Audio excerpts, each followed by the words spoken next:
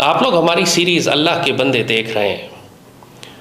हमें बहुत ज़्यादा सवालात वसूल हो रहे हैं आप सबकी जानिब से। ज़ाहिर है कि जो हमने सीरीज़ की है और उसमें जो तारीख़ बताई है, ये मुमकिन नहीं है कि हर पहलू का अहाता किया जा सके, वक्त महदूद होता है। लेकिन हमने मुनासिब ये समझा कि जो सवालात हमें भेजे जा रहे हैं, इसमें से जो अहम तरीन सवालात हैं उनको जमा करके हर 10-15 दिन के बाद एक सवाल जवाब की नशिस्त कर ली जाए। तो उसमें आपके उन तमाम सवालों के जवाबात भी मिल जाएंगे जो आप हमें भेज रहे हैं, और वो तारीख़ के पहलू जो हमने अपने प्रोग्राम में नहीं बताए उनको वाज़े कर दिया जाएगा।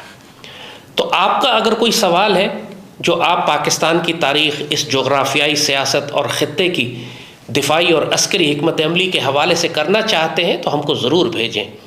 अगर वो अच्छा सवाल हुआ तो हम ज़रूर अपने प्रोग्राम में शामिल करके इसी तरह सवाल जवाब की नशिस्त में उसको जवाब दे देंगे। फ़र्दन हर शख्स को जवाब देना मुमकिन नहीं है।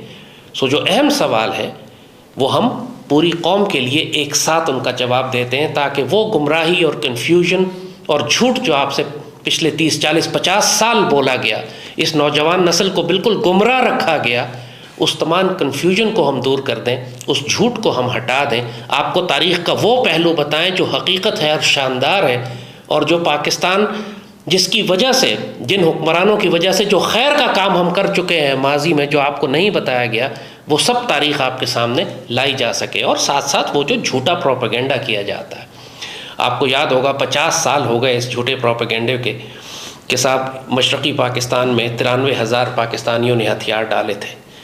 2 नस्लें बड़ी हो गई इस झूठ के ऊपर, क्योंकि कभी किसी ने ये सच बताया ही नहीं, क्योंकि सियासी बयानिया था, एक प्रोपेगेंडा था फ़ौज पर हमला करने का, फ़ौज को जलील करने का, कि मशरक़ी पाकिस्तान में हमारे पास 33,000 फ़ौज थी, 33,000। बल्कि एक इंडियन जनरल तो ऑन रिकॉर्ड मौजूद है, कहता है कि जो POWs हमारे पास थे फ़ौजी, वो 26,000 थे, सिर्फ 26,000 POWs। एक इंडियन जनरल ने ये ख़ुद अपने मुँह से ये बात कही। इसी तरीके से ये कि फ़ौज 80% बजट खा जाती है, 2 नस्लें बड़ी हो गई इस झूठ के ऊपर। और हकीकत क्या है कि पाक फ़ौज का बजट सिर्फ 8% है, 8%। लेकिन नस्लें बड़ी कर दी गई इस झूठ में कि पूरा मुल्क लूट के खा गया और सारे मुल्क का बजट खा जाते हैं, और 80% बजट पाक फ़ौज खा जाती है। इसी तरह के बहुत सारे झूठ हमारी तारीख़ में बोले गए, और आज उन सारे झूठों का हम पर्दा चाक करेंगे। जो वीडियोस हमने बनाई हैं पहले, आपने जनरल अयूब के दौर के बारे में, और जुल्फ़िकार अली भुट्टो के दौर के बारे में, और जनरल ज़िया के दौर के बारे में, वो आप देख चुके हैं। और जो उसका रिस्पॉन्स हमें आ रहा है वो वाकई खुशगवार और हैरत अंगेज़ है। नौजवान नस्ल पहली दफ़ा बता रही है कि इनको ये बातें पता चली हैं जो 50 साल से छुपाई गई। 2 नस्लों को पता ही नहीं है कि हमारी तारीख़ कितनी शानदार थी, या उसमें कितनी बड़ी बड़ी गद्दारियाँ की गई हमारे ख़िलाफ़। कौन हीरो था और कौन विलन था, कौन गद्दार था, कौन मुहिब्बे वतन था। तो इंशाअल्लाह अब हम चंद सवाल हमने इस प्रोग्राम के लिए जमा किए हैं, इस अज़ान के लिए। उनके सवाल अब हम इंशाअल्लाह आपके सामने रखते हैं और हम आपको उसका जवाब देंगे, और ये सिलसिला इंशाअल्लाह आप जारी रखेंगे। जो सवाल आप करना चाहते हो हमें भिजवाएं, इंशाअल्लाह हम इसी तरह उनका जवाब देंगे।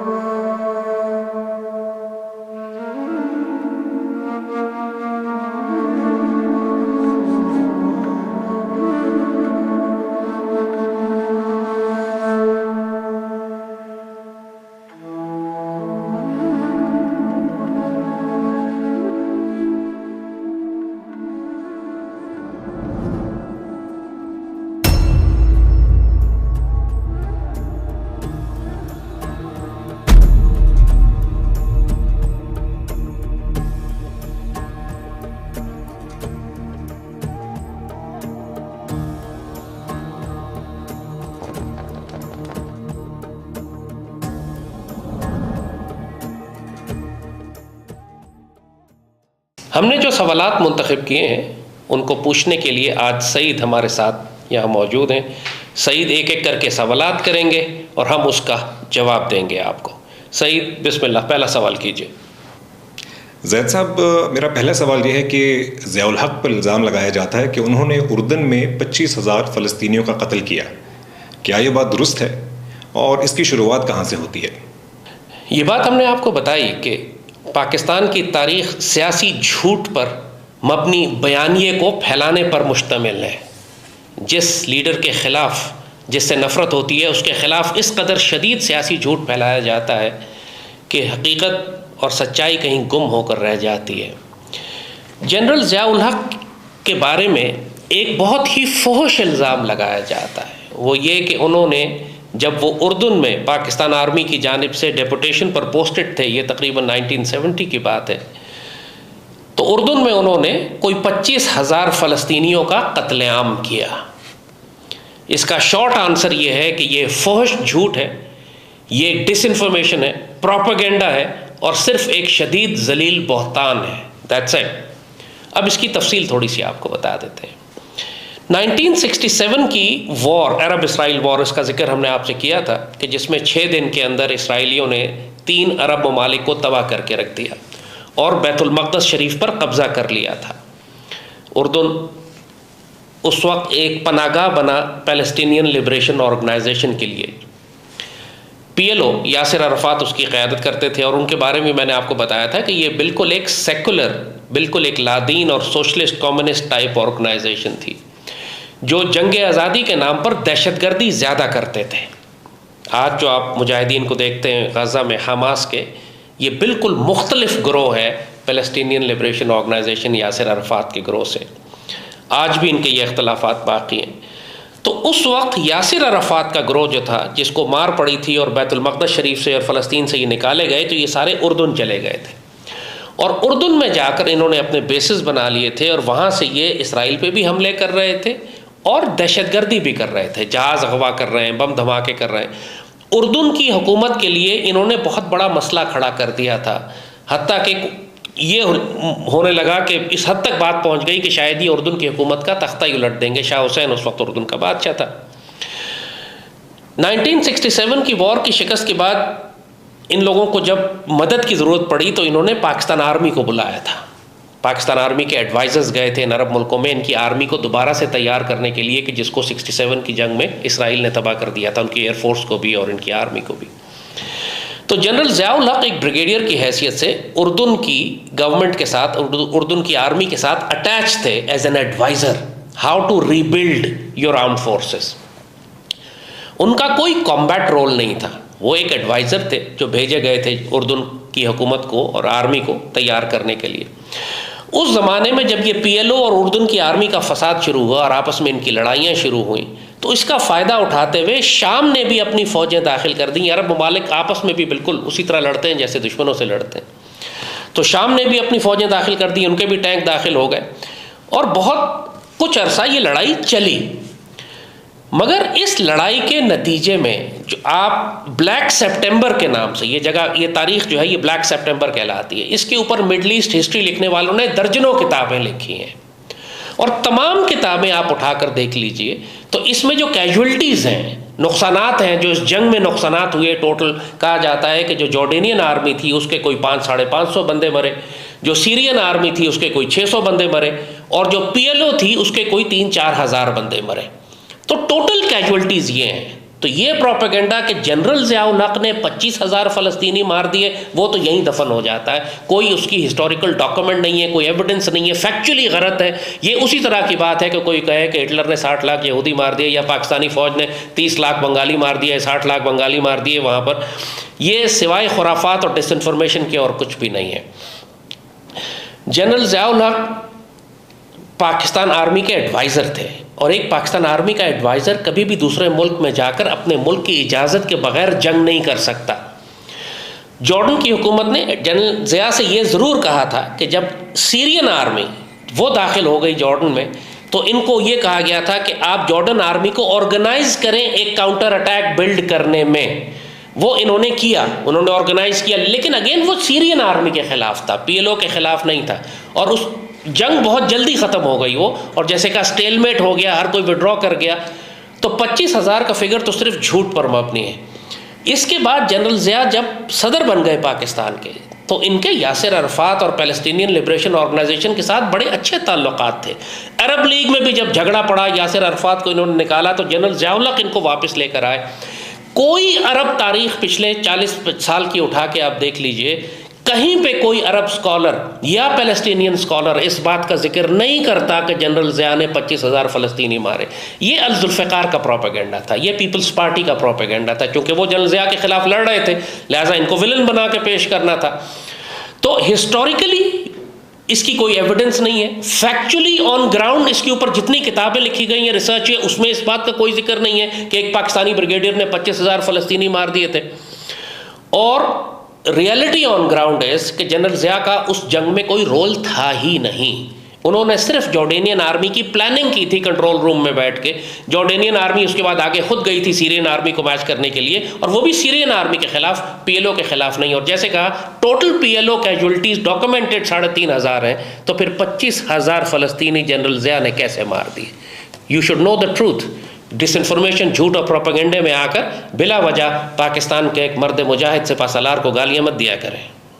अच्छा, अगला सवाल यह है कि सुनने में आता है कि ज़ियाउल हक के दौर में इंतहाई जुल्म जबर था और लोगों को सरेआम कोड़े लगा करते थे। इसकी क्या हकीकत है? जी, आपने दुरुस्त कहा। जनरल ज़िया पे ये इल्ज़ाम लगाया जाता है कि बड़ा ज़ालिमाना दौर था और लोगों को सरेआम कोड़े लगाए जाते थे और सरेआम फांसियाँ लगाई जाती थीं। इसका, और ये होता था, बिल्कुल दुरुस्त बात है, मगर ये ज़ालिमाना निज़ाम नहीं था, अदल और इंसाफ का निज़ाम था। कुरान पाक में अल्लाह ताला ने बड़ा वाज़े लिखा हुआ है कि जब तुम किसी मुजरिम को सज़ा देने लगो तो उसको पब्लिक प्लेस पे दो, अवामुन्नास के बीच में दो, ताकि दुनिया देखे और इबरत पकड़े। ये कुरान का हुक्म है। कुरान में मना किया गया है कि किसी शख्स को तुमने अगर सज़ा देनी है तो बंद कमरे में, बंद कोठड़ी में उसको सज़ा मत दो, उसको पब्लिक में सज़ा दो ताकि पूरा माशरा इबरत पकड़े। इसकी सिर्फ एक मिसाल हम आपको देते हैं, इससे आपको अंदाज़ा होगा कि ये एक इतनी बड़ी खैर की बात थी जिसको ये जनरल ज़िया के ख़िलाफ़ इस्तेमाल करने की कोशिश करते हैं। एक छोटा सा बच्चा था जनरल ज़िया के दौर में, पप्पू उसका नाम था। बड़ा मशहूर केस, पप्पू केस हुआ था। ये आप गूगल भी करेंगे तो आपको वो मिल जाएगा। उसको अगवा करके, उस बेचारे के साथ ज़्यादती करके उस बच्चे को कत्ल कर दिया। जनरल ज़िया ने वो कातिल तलाश किए, और जब वो कातिल मिल गए तो उनको सज़ाए मौत का हुक्म हुआ। और फिर हुक्म हुआ कि पूरे स्टेडियम में लाखों लोगों को जमा करके उनके सामने उसको फांसी दी जाए। और इसी तरह पप्पू के कातिलों को लटका दिया गया। और उसका नतीजा ये निकला कि जब तक जनरल ज़िया ज़िंदा थे, उनके 10 साला दौर में कोई और बच्चा अगवा नहीं हुआ। पाकिस्तान में उस ज़माने में बच्चे अगवा होना बंद हो गए, क्योंकि पप्पू के कातिलों को उस तरह सज़ा सुनाई गई जैसे कुरान ने लिखा था। ये लिबरल और सेकुलर बेगैरत और बेशरम जो अल्लाह उसके रसूल सल्लल्लाहु अलैहि वसल्लम के हर हुक्म के बागी हैं, वो इस बात को इस्तेमाल करके जनरल ज़िया पर इल्ज़ाम लगाते हैं कि जी बड़े ज़ालिम थे, लोगों को चौकों पे लटकाते थे और लोगों को पब्लिक में कोड़े मारते थे। हकीकत ये है कि अगर पाकिस्तान को ठीक करना है तो हमको अल्लाह का यही हुक्म दोबारा नाफिज करना पड़ेगा। अल्लाह ताला कुरान में फरमाता है कि क़िसास में तुम्हारी ज़िंदगी है, यानी वो माशरे जो क़िसास नाफिज करना बंद कर देते हैं वो हलाक हो जाते हैं, जैसे आज हमारा माशरा हलाक हो रहा है। और अल्लाह ने दूसरा तरीक़ा जो बताया कि जब क़िसास नाफिज करने लगो तो फिर ऐसी जगह पे करो जहाँ पूरा माशरा उनको देखे ताकि इबरत पकड़े। इससे माशरे में अदल और अमन कायम होता है।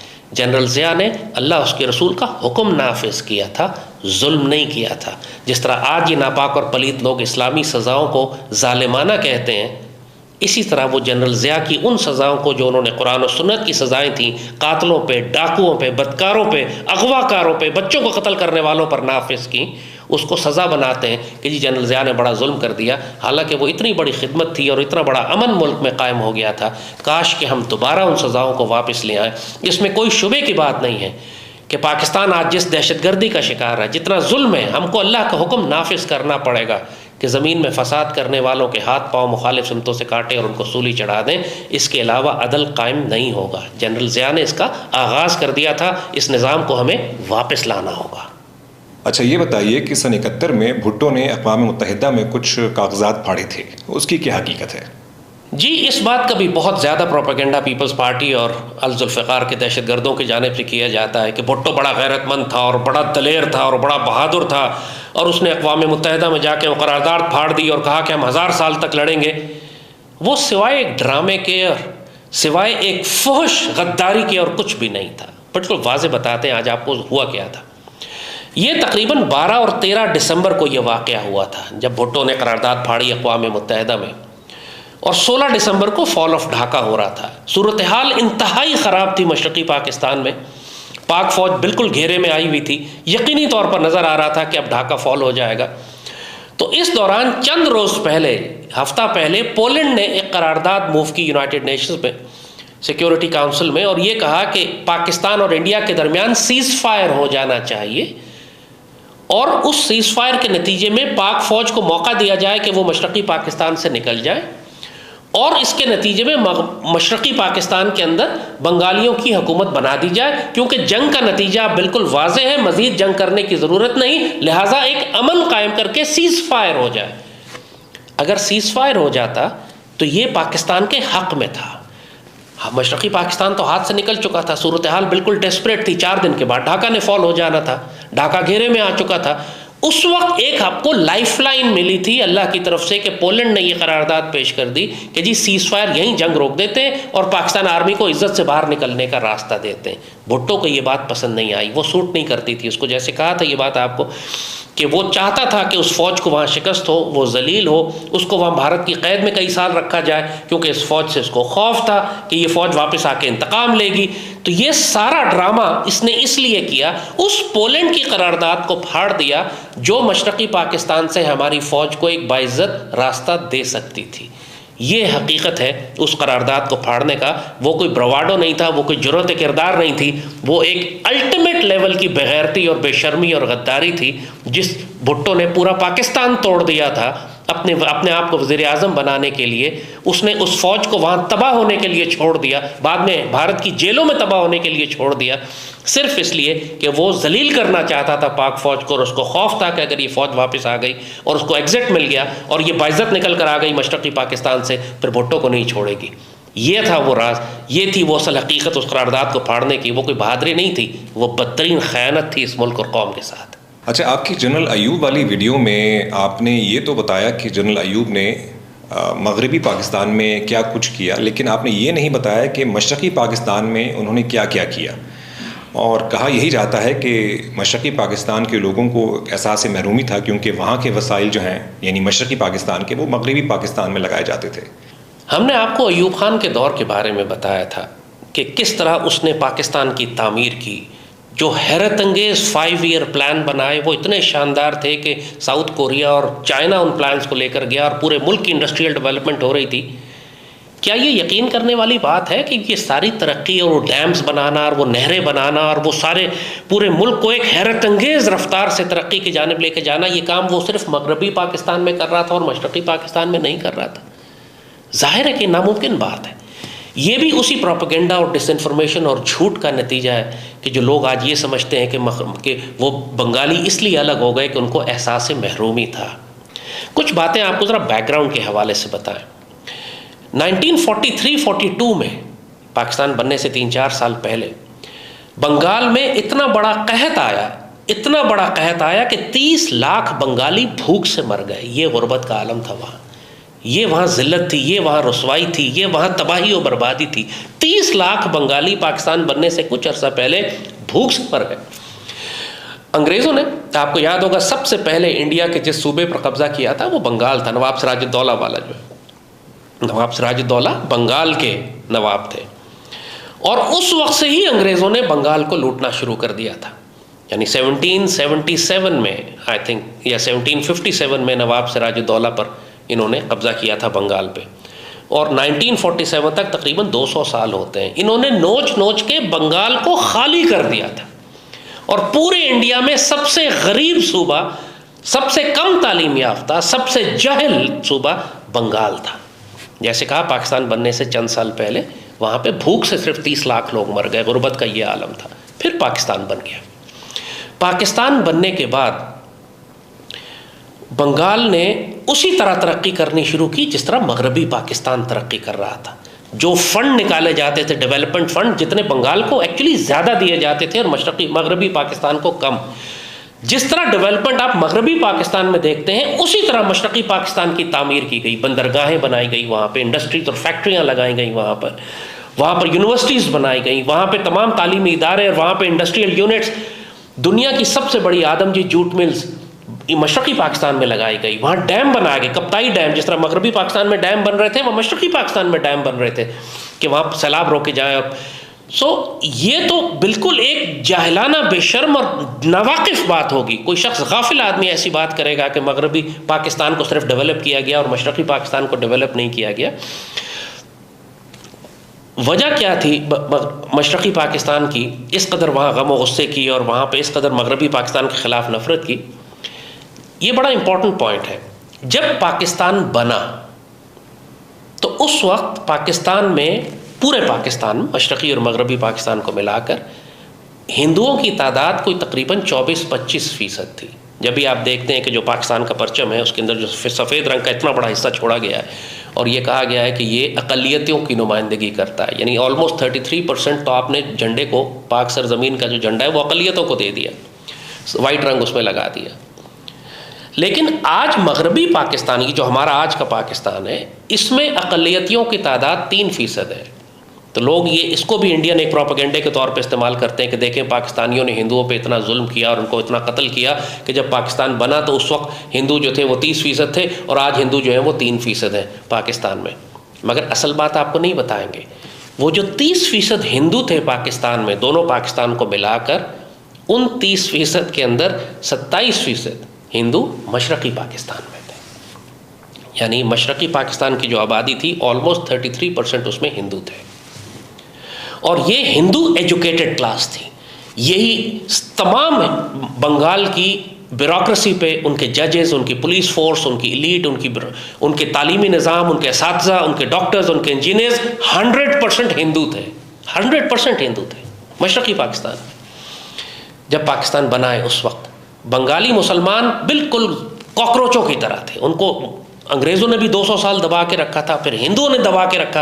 आज जिस तरीके से आप इंडिया में देख रहे हैं मुसलमानों का माशी इस्तेहसाल किया जा रहा है, उनके घर गिराए जा रहे हैं, उनसे कारोबार नहीं किया जाता, उनको जलील किया जाता, ये सब कुछ हिंदू करते थे मशरक़ी पाकिस्तान में, पाकिस्तान बनने से पहले।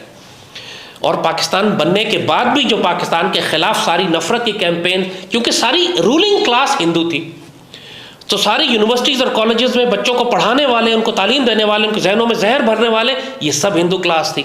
तो ये जहर भरा गया उन लोगों की एजुकेटेड एलीट के अंदर कि पाकिस्तान उनको उनका हक़ नहीं दे रहा। साथ ही मुजीब जैसे लोग जो 1948 से ही पाकिस्तान तोड़ने की कोशिश कर रहे थे, इन्होंने सोनार बंगला का नारा दिया। सोनार बंगला का मतलब है कि बंगला, गोल्डन बंगला, वो जो सोना निकालने वाला बंगला है कि जी सारा पाकिस्तान जो है वो तो जूट के पैसे से बना है। इस्लामाबाद आके इस्लामाबाद की दीवारों को मारते थे और कहते थे हमारे जूट के पैसे से बना है। ये वही डिसइंफॉर्मेशन, प्रोपेगेंडा और झूठ कि पाकिस्तान ने हमारा इस्तेहसाल कर लिया और पाकिस्तान हमें लूट के खा गया। हालांकि हकीकत बिल्कुल बरक्स थी इसके। 33% जो पहले हमने जगह रखी थी वो मशरक़ी पाकिस्तान में अलग हो गए और उनकी वजह से हम अलग हुए। जिन्होंने सारी एलीट को और बच्चों को ख़राब करने का जो काम अदा किया वो उस हिंदू एलीट ने किया था जो मशरक़ी पाकिस्तान पर काबिज़ थी। तो हकीकत ये, अगेन शॉर्ट आंसर, कि मशरक़ी पाकिस्तान को इस तरह डेवलप किया गया कि 23 साल जब ये पाकिस्तान के साथ रहे, एक बंगाली भूख से नहीं मरा, जबकि उससे चंद साल पहले 30 लाख बंगाली भूख से मर गए थे। यही बात काफ़ी होनी चाहिए समझाने के लिए कि पत्थर के दौर से बिल्कुल जंगलियों को इतनी तरक्की दे के इस मकाम तक पहुंचा दिया कि वो अल्लाह ने उनको इतना कुछ अता किया, वही सब कुछ जो मगरबी पाकिस्तान में अता हो रहा था, अल्लाह की तरफ से तोहफे थे, उस सब में शरीक थे ये मशरक़ी पाकिस्तान वाले। ये कहना कि उनको हुकूक नहीं दिए गए, उस 23 साल के अरसे में 4 वज़ीर आज़म, एक सदर, एक गवर्नर जनरल मशरक़ी पाकिस्तान से थे। पूरी हुकूमत बंगालियों की थी पाकिस्तान के अंदर, 4 वज़ीर आज़म बंगाल के थे। तो ये कहना कि उनके साथ ज़्यादती हुई, उनके साथ जुल्म हुआ, ये बज़ात ख़ुद उसी प्रोपेगेंडे और डिसइंफॉर्मेशन का हिस्सा है जो हमने बताया आपको कि जनाब कि 93,000 पाकिस्तानी फ़ौजियों ने हथियार डाल दिए और 80% बजट फ़ौत खा जाती है। उसी किस्म का ये झूठ है कि पाकिस्तान ने मशरक़ी पाकिस्तान पर कोई इन्वेस्टमेंट नहीं की और एहसास महरूमी की वजह से वो लोग अलग हो गए। एक बात और याद रखिएगा, मशरक़ी पाकिस्तान में सिर्फ बंगाली नहीं रहते थे। ये कॉन्सेप्ट एक अजीब तस्वुर है कि सिर्फ सारे के सारे वहाँ बंगाली रहा करते थे। लाखों की तादाद में वहाँ बिहारी मुसलमान भी थे, उर्दू स्पीकिंग मुसलमान। आपको इस पूरी बगावत की तहरीक पर जो मशरक़ी पाकिस्तान में पैदा हुई, उसमें आपको कोई उर्दू स्पीकिंग मुसलमान शामिल नहीं मिलेगा। 100% उर्दू स्पीकिंग मुसलमान मुतमईन थे, राज़ी थे, खुश थे पाकिस्तान के साथ। पाकिस्तान की खातिर इन्होंने जाने कुर्बान की, पाक फ़ौज के साथ खड़े हुए। अगर एहसास महरूमी था मशरक़ी पाकिस्तान को, तो इन बिहारियों को भी तो एहसास महरूमी होना चाहिए था ना। इसका क्या मतलब है कि चंद सिर्फ अवामी लीग को एहसास महरूमी है, लेकिन जो लाखों की तादाद में बिहारी मुसलमान हैं वो राज़ी और खुश हैं पाकिस्तान से, पाकिस्तान के साथ रहना चाहते हैं, उन्हें कोई एहसास महरूमी नहीं है। तो ये कौन सा एहसास महरूमी था कि जो सेलेक्टिवली सिर्फ अवामी लीग को था, लेकिन बाकी पूरी बंगाली कौम या बिहारी मुसलमानों को नहीं था। तो ऑलवेज़ अंडरस्टैंड दिस कि जब दुश्मन आपके ख़िलाफ़ एक जंग करता है तो सबसे पहले डिसइंफॉर्मेशन और झूठ फैलाता है। हमेशा तहकीक करें, हमेशा उन बड़े लोगों से और बुज़ुर्गों से पूछें और सुने। सुनी सुनाई बात आगे प्रोपगेट करने वाला, जो सईदी रसूलुल्लाह ने फरमाया कि इंसान के झूठा होने के लिए ये बात काफ़ी है कि सुनी सुनाई बात आगे बग़ैर तहकीक के बयान कर दे। ये सारे हमारे सियासतदान कज़्ज़ाब हैं, ये हमारा सारा मीडिया झूठ बोलने वाला है। ये आपको इनके इस झूठ ने मशरक़ी पाकिस्तान तोड़कर अलग कर दिया। हालांकि हकीकत यह है कि मशरक़ी पाकिस्तान की तरक्की भी उसी रफ्तार से हो रही थी जैसे मगरबी पाकिस्तान की। वो सारे प्रोजेक्ट जो यहाँ लग रहे थे वो वहाँ भी लग रहे थे। जो तालीमी 0 लिटरली 1% तालीमी मयार था मशरक़ी पाकिस्तान का जब बंगाल आज़ाद हुआ है। जब बंगाल टूटा है तो 22 और 25% तक तालीमी मयार पहुँच चुका था, जो मगरबी पाकिस्तान के बराबर था। तो ये बिल्कुल ज़्यादती की बात है कोई ये कहे कि मगरबी पाकिस्तान ने मशरक़ी पाकिस्तान को तनहा छोड़ दिया था और उन पर इन्वेस्ट नहीं किया था, या उनका माल लूट के खा गए थे इसलिए वो अलग हो गए। वो एक सियासी साजिश थी, एक दुश्मनों की साजिश थी। अगरतला साजिश से शुरू हुई, भारतीय फ़ौज ने इन्वेजन की, इसमें डिसइंफॉर्मेशन और प्रोपेगेंडा था। इस बात का कतन कोई ताल्लुक़ नहीं था कि उनको हक़ नहीं मिल रहे, हकूक़ पूरे मिल रहे थे, बस वो एहसान फरामोश और नाशुक्री और कमीने थे, इसलिए उन्होंने पाकिस्तान से बगावत की। 1948 में उस पाकिस्तान बना ही था उस वक्त, तो शेख मुजीब ने उसी वक्त बगावत कर दी थी। ये बहुत पुराना गद्दार था, लिहाजा इसका कोई ताल्लुक़ उस प्रोपेगेंडे से नहीं है जो ये बाद में करते रहे। पाकिस्तान ने पूरा हक़ दिया था उनको। कभी इस झूठ पे यकीन मत कीजिएगा कि वहाँ ज़्यादती की गई थी, वहाँ कोई ज़्यादती नहीं की गई थी। जज़ैर साहब, आज का आखिरी सवाल ये है कि आपकी नज़र में आज पाकिस्तान को सबसे बड़ा ख़तरा कौन सा लाक है? सियासी अदम इस्तेहकाम, ख़वारिज की दहशतगर्दी, हिंदुस्तान में हिंदुत्व आइडियोलॉजी का ज़ोर, या पाकिस्तान की मईशत? जी, बहुत सारे लोग मुझसे ये सवाल करते हैं कि आपके ख़्याल में आज पाकिस्तान को सबसे बड़ा ख़तरा कौन सा है?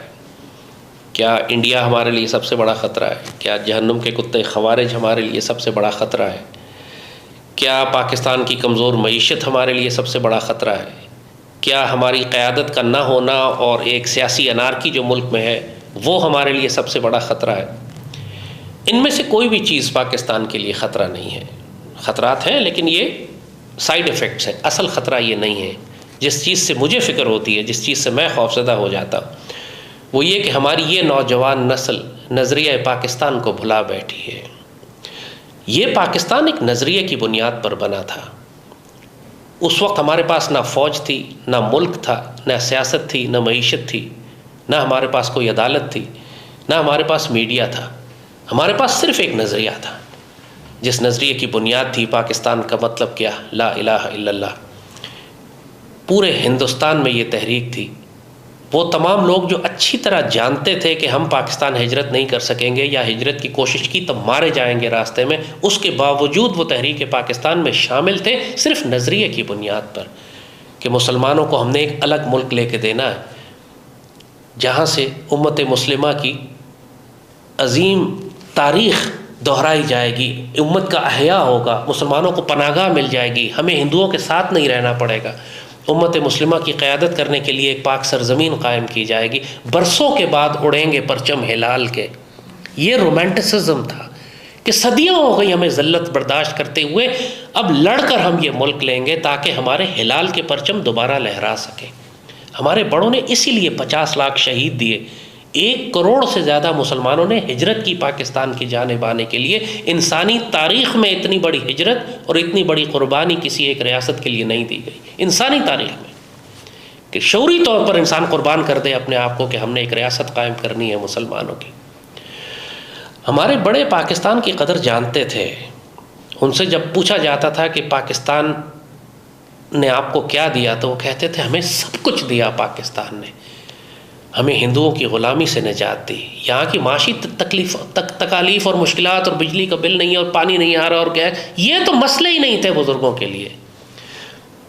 जिस तरह हिजरत करके अपने रिश्तेदार और प्यारे और मोहब्बत करने वाले और ख़ानदान और बीवियाँ और बच्चे कटवा के वो पाकिस्तान पहुँचे थे, इस पाकिस्तान की कदर उनको इसलिए थी कि ये जिस नज़रिए पे बना था वो नज़रिया बहुत कीमती था, सैयदी रसूलुल्लाह से निस्बत और ताल्लुक़ वाला था।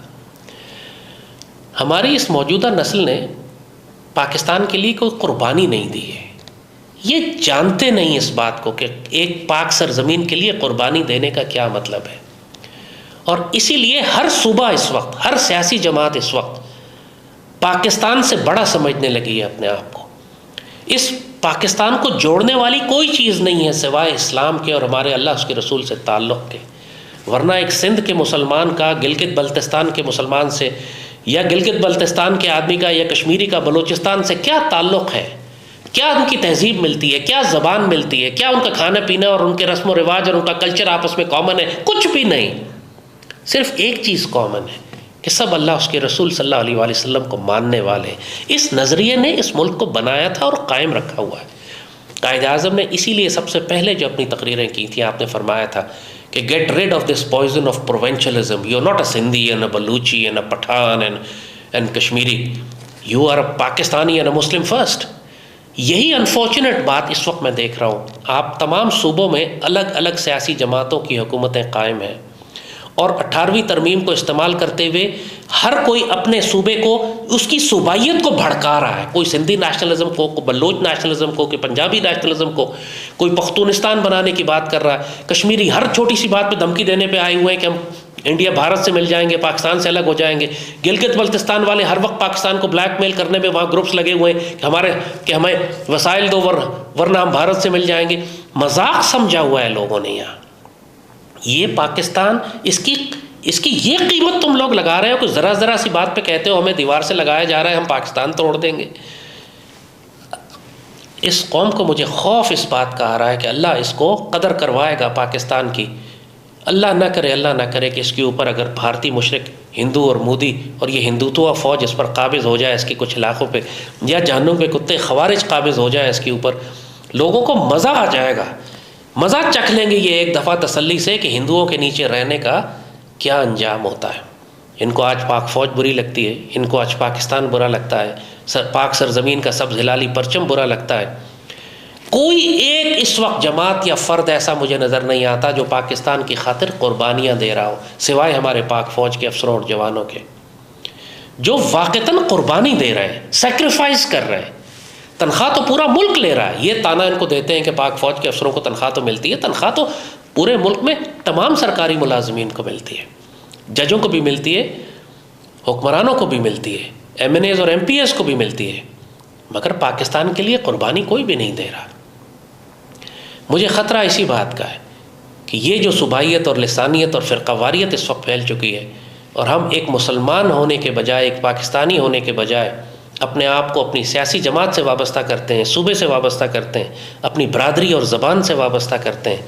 ये वो ज़हर कातिल है हमारा, अस्तग़फिरुल्लाह, कि जो हमारे मुल्क की आवाम को, मुझे खौफ आता है कि कहीं इनको हिंदुओं के कब्ज़े में ना दे दे। ऐसा ना हो मुल्क के बड़े बड़े हिस्सों पर भारतीय फ़ौज काबिज़ हो जाए और हमको एक मरतबा फिर अपनी आज़ादी के लिए एक खुरेज़ जंग लड़नी पड़े।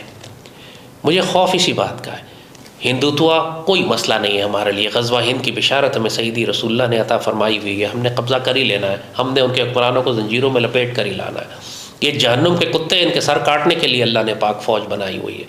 हमारी मईशत कोई मसला नहीं है, ये मिसमैनेज्ड मईशत है। ये नहीं है कि हमारे पास वसाइल नहीं है। अल्लाह ने हमें ख़जाने दिए हुए हैं, सिर्फ़ इसलिए कि हुक्मरान करप्ट हैं, चोर हैं, मिसमैनेज्ड हैं, करप्शन है, इस वजह से लगता है कि पाकिस्तान की मईशत ख़राब है। हम दुनिया का अमीर तरीन मुल्क है अल्लाह के फजल से। कौन सा ख़जाना है जो अल्लाह ने हमें नहीं दिया हुआ? ये चीज़ें हमारी मसला नहीं है। जैसे मैंने कहा, मुझे मसला सिर्फ़ इस बात का है कि ये कौम अपना नज़रिया गुम कर बैठी है, और जब ये होता है तो फिर अल्लाह इसको खाना जंगी में मुब्तला कर देता है, जैसे मशरक़ी पाकिस्तान में खाना जंगी हुई और फिर उसके नतीजे में दुश्मन बाहर से दाखिल हो जाता है। आज हमारे मशरक़ में हिंदू मुशरिक हैं और मगरिब में जहन्नुम के कुत्ते ख़वारिज, और दोनों ही इस बात का इंतज़ार कर रहे हैं कि मुल्क में खाना जंगी हो तो हम मुल्क पर कब्ज़ा करने शुरू कर दें। बड़े बड़े इलाक़ों पर ये पहले ही नज़रें जमाए बैठे हैं। कोई कहता है कि हम कश्मीर ले लेंगे तो गिलगित बल्तिस्तान ले लेंगे, तो पाकिस्तान सिंध पे कब्ज़ा कर लेंगे। वो कहते हैं हम खैबर के इलाक़ों पर कब्ज़ा कर लेंगे और अटक तक का इलाक़ा हमारा है और बलूचिस्तान हम काट देंगे। आप इन ख़तरात का मुकाबला नहीं कर सकते अगर हम एक मजबूत कौम ना हो, जिस नज़रिया पाकिस्तान पर जिसका ईमान ना हो, जो अल्लाह उसके रसूल से ताल्लुक़ ना रखती हो, हमें एक बहुत बड़ी तहरीक की ज़रूरत है कि नज़रिया पाकिस्तान को दोबारा ज़िंदा करें। हमारी ताकत, हमारी इज़्ज़त, सब कुछ इस्लाम में है, नज़रिया पाकिस्तान में। सुबाइयत, कौमियत, लसानियत, फ़िरक़ावारियत सियासी जमातों में नहीं है। ये वो तफ़रक़े और फ़िरक़े हैं जो कौम को फाड़ कर तबाह बर्बाद कर देते हैं। अगर हमारी कौम ने ये ना समझा, फिर बहुत ज़लील होगी, बड़ी मार खाएगी। इस पाकिस्तान को तो इंशाअल्लाह अल्लाह कायम रखेगा ही, लेकिन इसकी बहुत बड़ी आबादी मारी जाएगी या ज़लील कर दी जाएगी दुश्मनों, मुशरिकों और ख़वारिज के हाथों। ये ख़तरा मुझे ज़्यादा है। जंग की हमें प्रॉब्लम नहीं है, अल्लाह के फजल से ग़ज़वा हिंद हो या मुशरिक हो, इनके तो हम दांत तोड़ के फ़ारिग कर देंगे। और मईशत, अल्लाह ने हमें ख़जाने इतने दिए, हम ठीक से मैनेज करें, 4 दिन में हमारी मईशत ठीक हो जाएगी।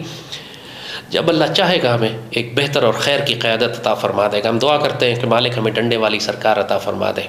बुज़ुर्गों ने बशारत और खुशखबरी इसकी यही दी है कि एक डंडे वाली सरकार आएगी जो बात कम करेगी, गोली पहले मारेगी। इतनी सख्ती करेगी इन मुशरिकों पे और दुश्मनों पे और गद्दारों पे और ख़ाइन लोगों पे, चोरों पे और डाकुओं पे और कातलों पे और ख़वारिज पे कि इनको ज़मीन में घुसेड़ देगी। इस किस्म की क़यादत जब अल्लाह हमें अता कर देगा, सब खैर हो जाएगी, सारे मामला तो रातों रात ठीक हो जाएंगे। लेकिन हमारे लिए ज़रूर है कि वातसिमू बिहब्लिल्लाहि जमीअन वला तफ़र्रक़ू, कि सय्यदी रसूलुल्लाह को मज़बूती से थाम के रखो और आपस में तफ़र्क़ा न डालो। अगर तफ़र्क़ा डालोगे फिर तुम्हारी हवा उखड़ जाएगी, फिर तुम्हें शिकस्त होगी, फिर तुम्हें ज़िल्लत होगी, अल्लाह तुम पे बदतरीन दुश्मन मुसल्लत कर देगा। मुझे खौफ इसी बात का है और किसी बात का खौफ नहीं। इंशाअल्लाह अल्लाह खैर करेगा, जब चाहेगा हमें डंडे वाली सरकार अता कर देगा। परचम हिलाल के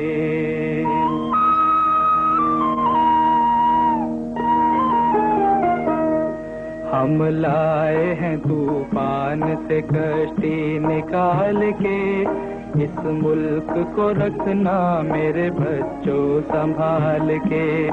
हम लाए हैं तूफान से कश्ती निकाल के, इस मुल्क को